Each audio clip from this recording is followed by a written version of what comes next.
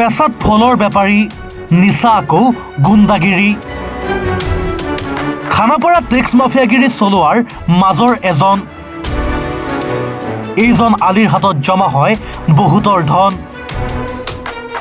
Khanapara bus ষ্টেণ্ডত চলি থকা মাফিয়া ৰাজৰ আঁৰত থকা সকলৰ কাহিনী উদঙাই দিছে এনিভাৰত 24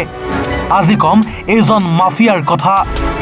এইজন খানাপাৰাৰ বিখ্যাত আলি পেছাত এও ফলৰ বেপাৰী খানাপাৰাত এখন সৰু ফলৰ দোকান আছে আলিৰ পিছে আপুনি নাভাবিব যে এখন সৰু ফলৰ দোকান দি এও চলি আছে এয়া আলিৰ মুখাহে ৰাইজক দেখুৱাবৰ বাবে ফলৰ দোকানখন খুলি লৈছে আলিয়ে হাতীৰ দেখুৱা আৰু খোৱাদাত যেনেকৈ বেলেগ আলিৰ দেখুৱা ব্যৱসায় আৰু আৰৰ ব্যৱসায় বেলেগ বেলেগ আলি হৈছে খানাপাৰা বাছ ষ্টেণ্ডৰ অন্যতম মাফিয়া দেখাত এইজনক অজলা যেন লাগিলেও আলিৰ হাততেই জমা হয় বহুতৰ ধন এয়া তাৰেই দৃশ্য এজন ব্যক্তিয়ে আলিৰ হাতত গুজি দিছে ধন ইফাল সিফাল কৰি আলিয়ে গোপনে জেপত ভৰাই থৈছে ধনখিনি খানাপাৰাত ৰখোৱা প্ৰতিখন বাছৰ পৰা সংগ্ৰহ হোৱা ধন এনেদৰেই আলিৰ হাতত জমা কৰা হয় আৰক্ষীৰ পৰা পৰিবহণ বিভাগৰ শীৰ্ষ বিষয়ালৈ বহুতৰ সৈতে গোপন সম্পৰ্ক আছে আলিৰ মুঠতে আলি জাকিৰ মুকুট ৰহমান বিমল মণি ৰাজীৱ ৰাতুল ৰূপম আদিৰ দৰেই দালাল মাফিয়া আৰক্ষীয়ে সকলো জানে কিন্তু একো নাজানে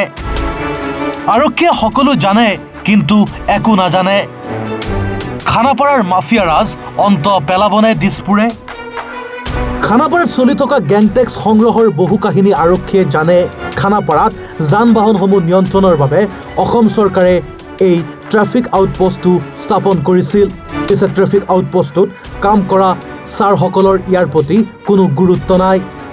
সদায় এক বিশৃংখল পৰিৱেশ দেখা যায় খানাপাৰাত উজনি অসম তথা মেঘালয় আৰু আন ৰাজ্যৰ পৰা গুৱাহাটীত প্ৰৱেশ কৰাৰ মূল স্থানেই হৈছে খানাপাৰা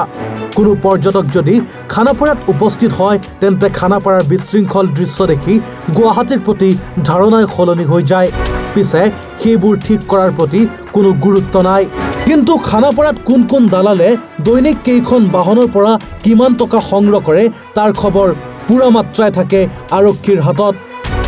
তেওঁলোকে সকলো জানে পিছে একো নজনা হৈ বহি থাকে খানাপাৰাত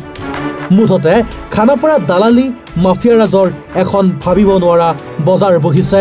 দিছপুৰে এই নেক্সাছ নাইকিয়া কৰিবলৈ সক্ষম হ'বনে সেয়া এক কোটি টকীয়া প্ৰশ্ন ব্যুৰো ৰিপৰ্ট এনিভাৰত 24